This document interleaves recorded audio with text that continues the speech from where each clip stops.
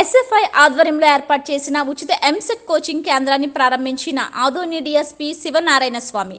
కర్నూలు జిల్లా అదిని పట్టణంలో ఎస్ఎఫ్ఐ ఆధ్వర్యంలో స్థానిక విశ్వనారాయణ కళాశాలలో ఏర్పాటు చేసిన ఉచిత ఎంసెట్ కోచింగ్ సెంటర్ను ఆదోని డిఎస్పీ శివనారాయణ స్వామి ప్రారంభించారు.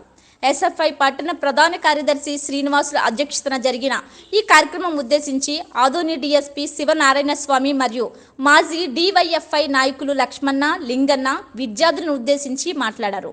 విద్యార్థులు వేలకు వేల ఫీజులు ఎంసెట్ కోచింగ్కు చెల్లించలేక ఇబ్బందులు ఎదుర్కొంటున్న సమయంలో ఎస్ఎఫ్ఐ విద్యార్థి సంఘం విద్యార్థులకు ఉచిత ఎంసెట్ కోచింగ్ నిర్వహిస్తూ విద్యార్థులలో పరీక్షలంటే ఉన్న భయోందోళనలు దూరం చేస్తూ భవిష్యత్తులో మోడల్ ఎంసెట్ పరీక్షలు నిర్వహిస్తున్నందుకు వారికి అభినందనలు తెలిపారు. ఈ ఉచిత ఎంసెట్ కేంద్రాన్ని విద్యార్థులు ఉపయోగించుకోవాలని తెలియజేశారు. ఈ కార్యక్రమంలో ఎస్ఎఫ్ఐ నాయకులు భరత్ కుమార్, గౌస్, నాగరాజు, దినేష్, శశి, పవన్ తదితరులు పాల్గొన్నారు.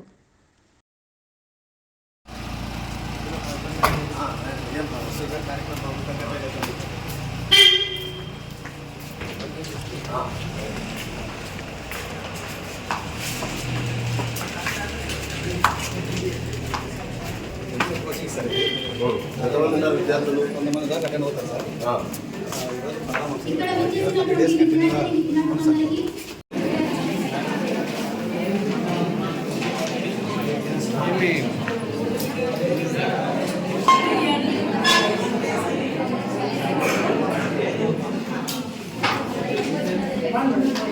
ముఖ్యంగా మీరు 3 విషయాలు చెప్తాను. చాలామంది పేదరికం నుంచి వచ్చింటారు. వాళ్ళకు పేదరికం పోవాలంటే ఏదైనా మార్గం కావాలని అనుకుంటుంటారు. అంతేనా? పేదరికంలో నుంచి వచ్చిన వాళ్ళంతా ఈ పేదరికం లేకపోతే మంచిది అనేది ప్రతి ఒక్కరికి అంతే కదా.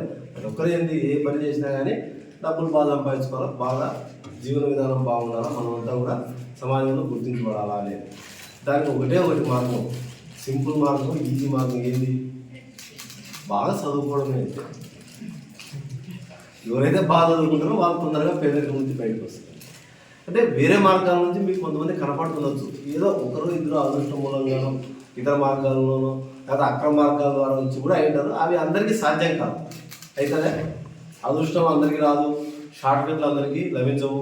అక్రమ మార్గాలు పోయినా కూడా పట్టుకోవడం సారాయిని రాసుకొని ఉండొచ్చు. వాడు అందరూ పట్టుకుంటుంటారు కదా. ఏదో ఒకడు వారికి ఏదో టైం అవుట్ దొరక ఏదైనా ఉండొచ్చు. అవన్నీ పనికిరావు.